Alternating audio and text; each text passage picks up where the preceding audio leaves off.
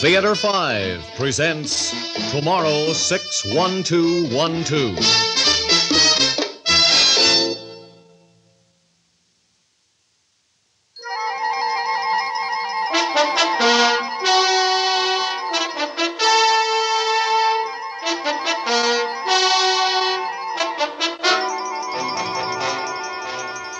I don't know if it really did happen. And I won't know for a while, a couple of months or so. I mean, if what he told me turns out to be true, well, then of course that's it. But if it did happen, it was because of my new shoes. You see, I had just put them on when I saw how gray it was outside. Well, I wasn't going to wear them if it was going to rain, so I switched on the radio. Over tonight and tomorrow, that's the news and the weather. Now some music to get dressed by. And we'll start with a new one by the Big Four, the biggest and hottest thing since the Beatles. That's right, the Four Mosts. Oh, yeah. Oh, yeah. Oh, yeah. Oh, yeah.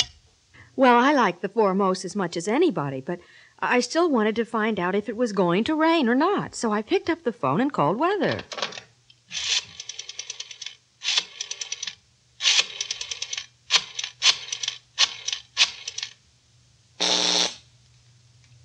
Weather for Zone 1, the greater metropolitan area from Boston to Washington. By order of the Weather Control Board, we will have rain for 2 hours this afternoon, beginning at 2 p.m. and continuing until approximately 4. Clearing will begin after 4. What? Weather for Zone Hello, 2, operator? the Bahamas Operator? and the Virgin Islands. Operator? Hurricane Gertrude has been successfully diverted, and the Caribbean complex can expect fair weather for the next few days. Weather for Zone 3, Great Britain and Western Europe. Oh, no.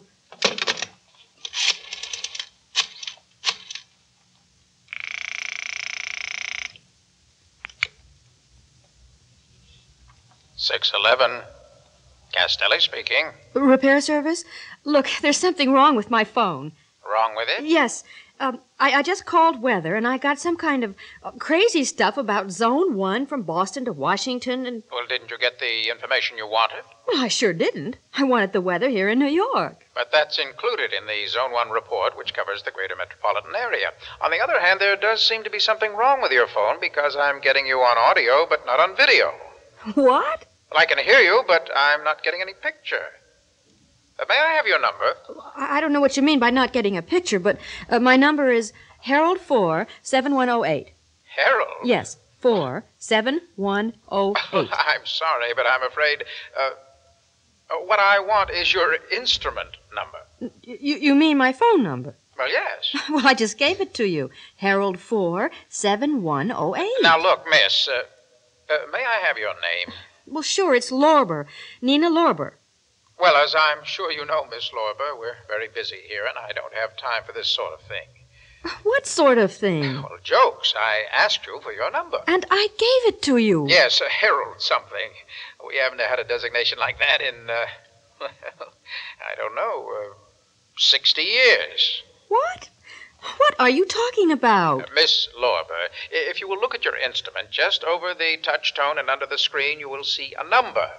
Now, the first 5 digits represent the area, district, and street. What did you say your name was? Castelli. Peter Castelli. Well, I am looking at my instrument, Mr. Castelli, and I don't know what you mean by touch, tone, or screen, or anything like that, but there's a number in the center of the dial. Dial? Yes, dial. You turn it, and you get the number you want. At least sometimes. Sometimes you get a character who's got nothing better to do than make jokes. Miss Lorber, just a second. May I ask you a question? It's a rather strange one. Well, it can't be any stranger than the things you've been saying so far. I'm sorry, but, Miss Lorber, will you tell me what the date is? Where you are, I mean. Where I am? I mean, would you tell me, well, just tell me what the date is. Don't you even have a calendar? It's the 22nd, all day. Yes, but the 22nd of what? Of April. Thursday, April 22nd, 1965. And the time is 8:20, and I've had enough of this. In fact, 1965? I knew it. At least I knew it had to be before 70, and... Miss Lorber, you're not going to believe this. I wouldn't myself, except that I was just talking to one of the engineers who did the study on CumSat 1, and... I wouldn't believe what? What's a ComSat? Communications satellite. The first one was launched about your time. It went dead about 1985, but something seems to have happened to it recently. Regeneration, probably, because it's been interfering with both our lunar and terrestrial channels. You see, you say it's 1965, but I'm speaking to you from the year 2035. Mr. Castelli, that does it. No, really, I've got to go and get to work. But when I get to the office, I'm going to call your supervisor. No. Don't do that. You can't. What do you mean I can't? Hang up, I mean. Are you kidding? Now, look, maybe you've got nothing better to do than make with the jokes. No, believe me, it is not a joke. I swear it's not. Now, look. Please listen to me, Miss Lorber. Please. I know it sounds impossible, but it's true. And if you give me a chance, I'm sure I can explain it to you. Explain what? How it happened, or at least how it could happen. You know what a space-time continuum is, don't you? No. Oh. Well, you know it's possible to bend light, don't you? Bend it? Yes, change its direction. Well, you can do the same thing with other types of waves. Now, suppose something went wrong with the automatic switching equipment in the phone system. It was pretty complicated even in your day. And instead of going through the regular channels, your voice went out to the satellite. And when it came back, instead of coming back to the same segment of the space-time continuum, it came back to another one. I don't know what you're talking about, and I don't want to know. Now, please, you've had your fun, but really, I've got to go. No, you can't. Don't you realize what this means? If we can figure out how this happened, it will be one of the greatest steps forward in mankind's history. But it's going to take time. I want to call in some of our scientists, have them study it. And if you hang up, if I lose contact with you... But I've got to get to work. Work? I just told you this is the biggest, most important thing that's ever... All right, Miss Lorber. If you've got to go, go ahead. But may I ask a very important favor of you? Don't hang up. Don't hang up? What do you mean? Leave your phone off the hook. It'll keep the channel open, so we'll still be in contact. But... Now, please, Miss Lorber. Okay. Okay. After all, I'm not going to be here, and if it's such a big deal for you, well then, okay.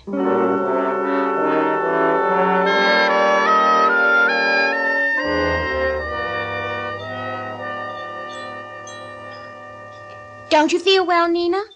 What?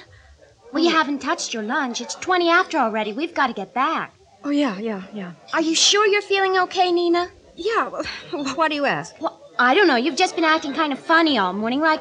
Please, I'm fine. Well, as I was saying, okay, he's a great guy, and it's been a long time and all that, but why does it have to be on a Saturday night?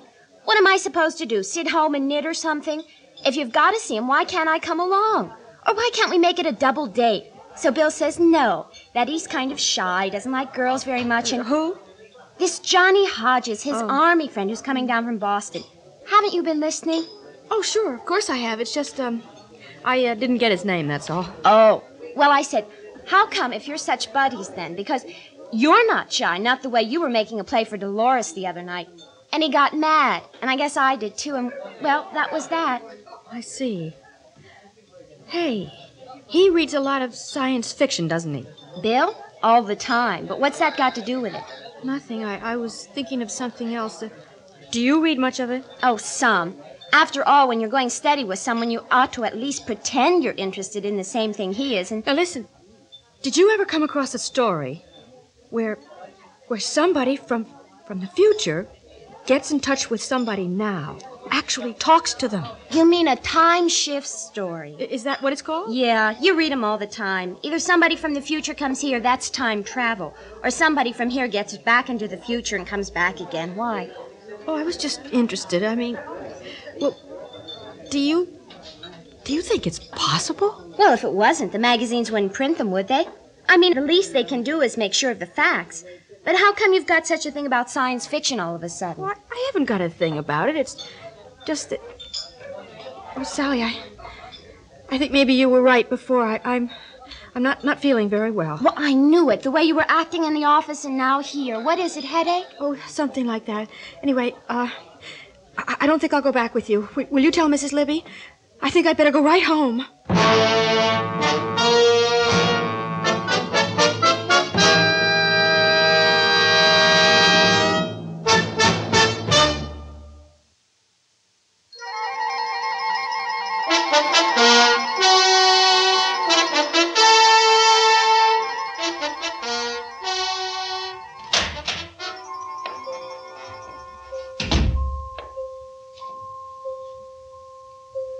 The first thing I heard when I opened the door was a sound, a kind of funny one.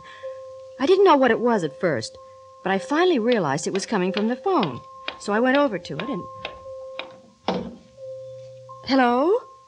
Miss Lorber. Yes. I can't tell you how glad I am that you're back. Well, I told you I had to get to work, but during lunchtime I got to thinking about it and, well, I finally decided maybe I should come home. Yes, we hoped you would.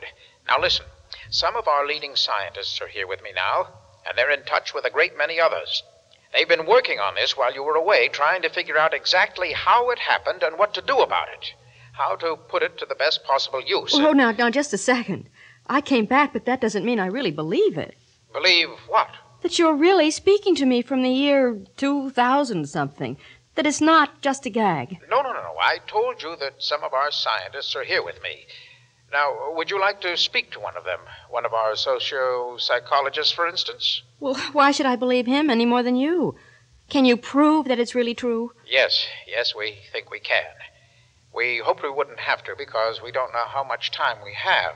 You see, if ComSat-1 is involved in this and its orbit shifts or it turns even slightly on its axis, we'll lose contact with you. Look, I don't care. Please, if you can prove it, go ahead. All right. Now, do you know some young men, quite popular singers, we gather, called the Foremosts? Of course. Well, we checked the afternoon papers for the date you gave us, the 22nd, and the leading news concerned two of them, Ned and Jed. Each was secretly married last night in a double ceremony. What? But I just went by a newsstand and there was nothing about it. Oh, wait, just a second. Where are you going? Well, let me see if there's anything on the radio. With the 1:30 news. And girls, for some of you, the top of it's bad news. I began my first broadcast this morning with a new disc by the Foremosts. Well, two of them have gone the way of all flesh and are now out of circulation. Just before I went on the air, we got word that both Ned and Jed were secretly married last night in a double ceremony in their suite at the Belvedere. Of course, that still leaves Chet and Bunker, but your chances of ending up with a Foremost of your own has been cut in half and... Well, Miss Lorber? Okay. You called that one. But it still doesn't prove anything. What do you mean? Well, you could have just heard about it before I did.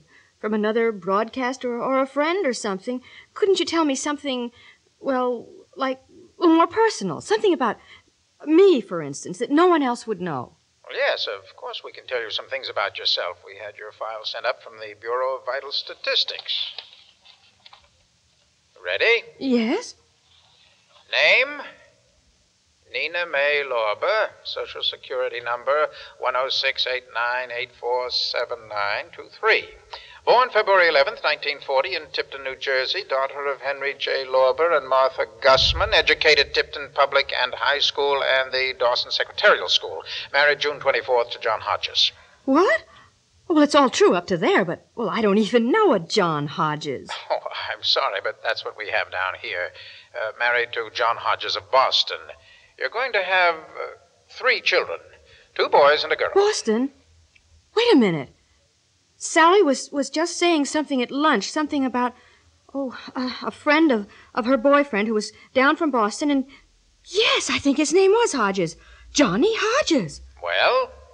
Well, there's no way you could have known that. I didn't really remember it myself until... All right, I still don't understand it, how it could happen, but I believe you. I believe you that it is happening. Oh, thank heaven. Now, listen. As I said before, some of our leading scientists have been called in on this. Besides trying to determine how this time overlap came about so that they can duplicate the process, they've also been trying to decide what they can do for you. That is, what information they can pass on that will be of the most use to your contemporaries. And the consensus is that the most significant advance in the last 200 years is the universal field theory. Well, what's that? A theory that unifies the approach to every type of field. Not merely magnetic and electrical, but gravitational fields as well. Once you understand it, you'll be able to neutralize gravity as we can. Am I going to have to understand? No, Miss Lorber. We've been checking your journals, and we've discovered that, though he doesn't know it, one of your scientists is very close to the theory already. He happens to be a topologist. Topologist? He works in a specialized branch of mathematics that deals with spatial relations. His name is Dr. Menzies. and you can reach him at the Delta Foundation. Phone him and get him to come over here, and one of our scientists will talk to him. But what will I say to him? Tell him it concerns his paper in the June issue of the Journal of Topology. All right. All right. I don't know if I'll be able to do it. Get him to come, but I'll try.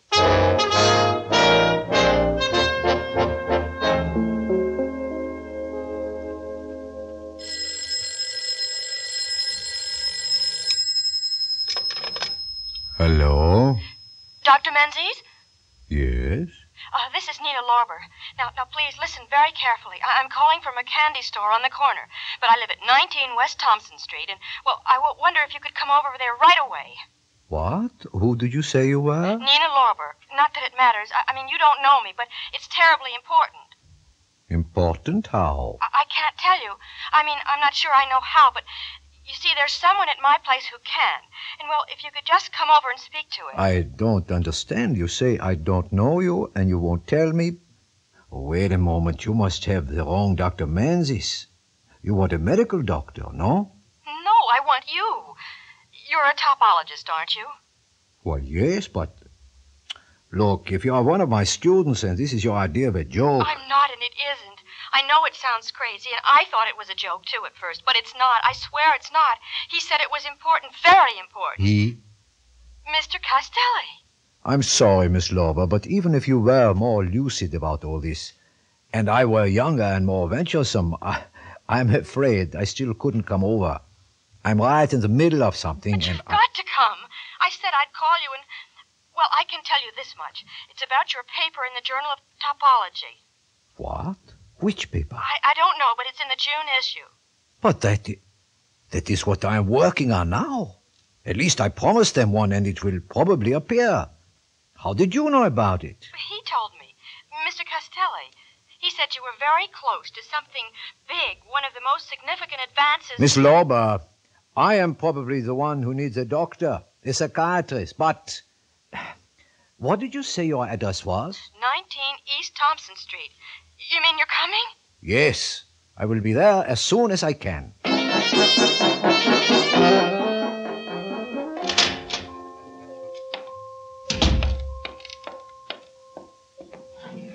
Hello? Yes? Well, I got him. He's coming. Oh, good, Nina.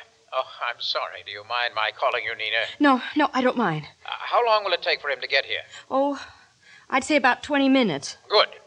Now, we've been getting a little anxious. Now, just in case something goes wrong, we'd like to play safe and give you as much data as we can on the field theory. Can you take shorthand? Yes. Good. Have you got a pad and pencil? Yes. Then let me put Dr. Freund on and... Oh, do you have to? I mean, well, I've gotten used to talking to you. Oh, all right. Now, are you ready, Nina? Yes. We'll start with the formula itself. Now, it's a little complicated, but if we... Hello? Hello? Hello? Hello? Is this Herold 47108? Yes. Your number was reported out of order, but it's now been repaired. If you wish to make a call, you may. But, wait, what's happened to him, to them, to... I beg your pardon. Never mind. Forget it.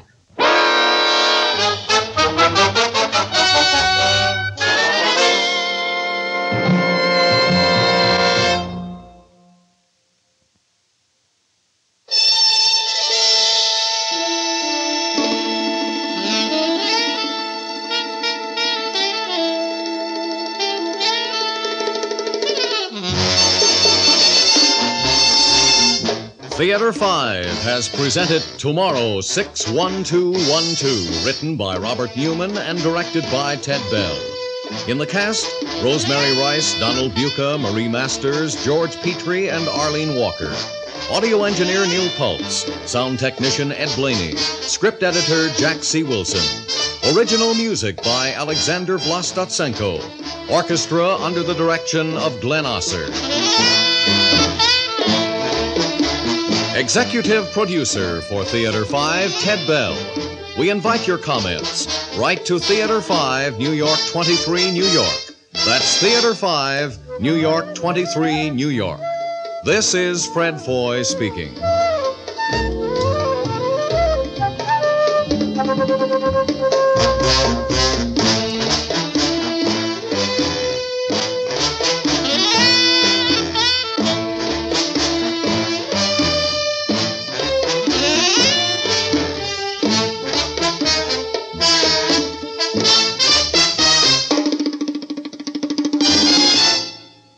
This has been an ABC Radio Network production.